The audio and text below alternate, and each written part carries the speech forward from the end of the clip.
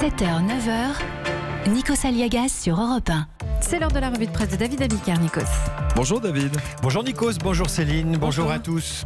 Ce matin à la une, il y a des premiers de corvée, des gens qui font le sale boulot. Par exemple, ce Premier ministre, il est jeune, barbu, bousculé par sa majorité qu'il a tenté hier de convaincre sur le sujet des retraites, des taxes sur l'énergie, sur l'emploi.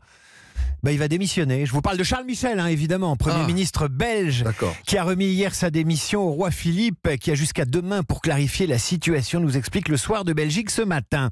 Et les premiers de corvée, comme Charles Michel, il y en a plein la presse, en une de Libération, avec les maires appelés à la rescousse de la grande consultation nationale. Premiers de corvée également, les policiers qui n'en peuvent plus, en une de La Voix du Nord, qui les appellent les gyrobleux, à cause du gyrophare. Premier de corvée, les 2800 pompiers recensés dans une étude dont le Parisien aujourd'hui en France raconte les agressions. Tous en rogne, tous victimes du manque de moyens, tous victimes du manque de reconnaissance. Mal aimés les premiers de corvée, mal aimés. Je suis mal aimé, je suis le mal aimé.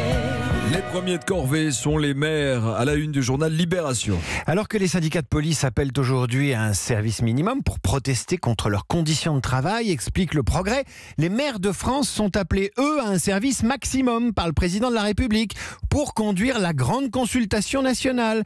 Alors, ils avaient été mis dans un coin par l'exécutif durant la première année du quinquennat. Les élus locaux sont subitement revenus en grâce, alors que le président a annoncé ce fameux débat, ironise Libération. Souvent contourné ces derniers mois, voilà les maires priés de concourir au dialogue avec les Gilets jaunes et leurs sympathisants. Tiens, et la République des Pyrénées nous explique ce matin que les maires du Béarn ont devancé l'appel avec des cahiers de doléances sur lesquels justice fiscale, pouvoir d'achat et ruralité reviennent en boucle. Alors, comment ça va se passer, ce grand débat, cette grande consultation? On ne sait pas exactement, rapporte Libération. Il n'y a pas un ministre qui pourrait vous dire à quoi ça ressemblera, s'inquiète un expert. Et le Figaro explique ce matin que l'ancienne ministre de l'écologie, Chantal Jouanneau, est un peu sur ses gardes. Présidente de la Commission nationale du débat public. Elle a déjà transmis au Premier ministre, par précaution, une note où elle pose les conditions du pilotage d'un débat serein, apolitique, indépendant, avec des objectifs clairs. Comme si rien n'allait de soi dans ce grand débat. Et d'ailleurs, pourquoi débattre, Nikos ?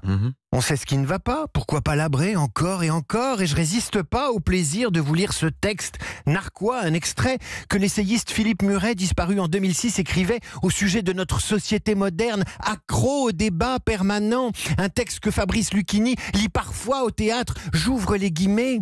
Il faudrait ne jamais débattre. Toute proposition originale est menacée dans le débat par ce qui peut lui arriver de pire.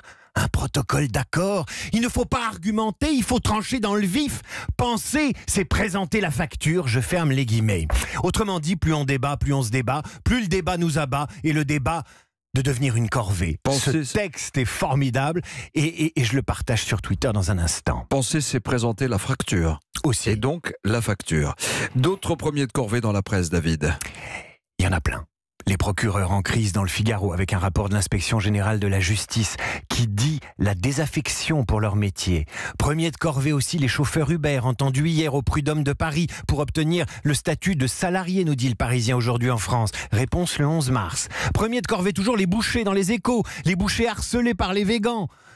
Les véganes, pardon. Les bouchers concurrencés par la baisse des prix et la grande distribution. Mais les bouchers qui attirent malgré tout les apprentis qui n'ont pas peur des corvées, eux. Les bouchers à crocs et à crans. Joli portrait dans les Échos, joli titre. Soutenons les bouchers en ces périodes de fête.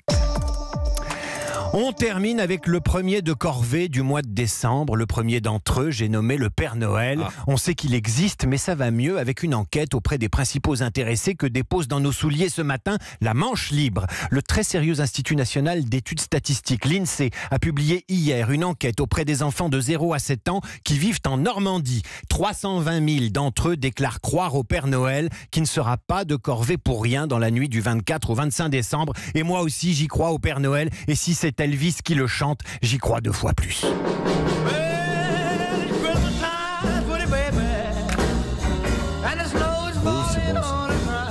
Un petit blues dans la matinale d'Europe 1, version Elvis Presley, pour parler de l'actualité à travers la presse nationale et régionale. Je dis bravo David Abicard.